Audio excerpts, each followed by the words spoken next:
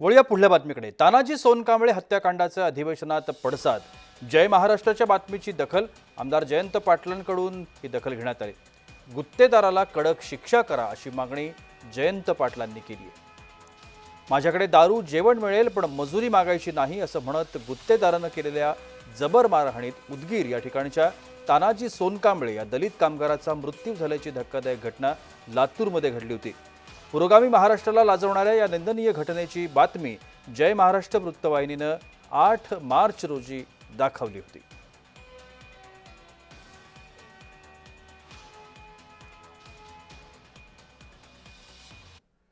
मेहराज पटेल यांच्याकडे मजुरीच्या बदल्यात जेवण आणि दारू देण्याऐवजी मजुरीचे पैसे द्या ही मागणी केली।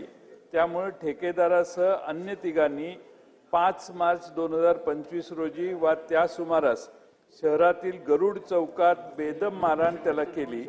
मजुराचा उपचारादरम्यान मृत्यू झाला।